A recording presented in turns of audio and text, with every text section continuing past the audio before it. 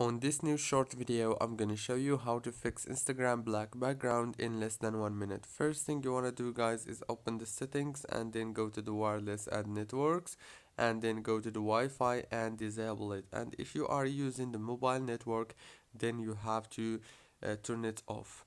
After that, go back and open the apps manager. On this page on your phone, you will find all the apps that you have on your phone. So just click on the Instagram app like this, click on this force stop option and then click on the notifications management and make sure to scroll down all the way down until you find the badges and make sure that it's enabled like this. After that, go back, click on the permissions, make sure that all permissions are enabled.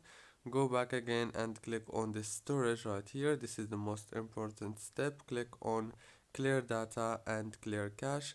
And now all what you have to do is turn on the Wi-Fi and reopen Instagram. Don't forget to like, subscribe.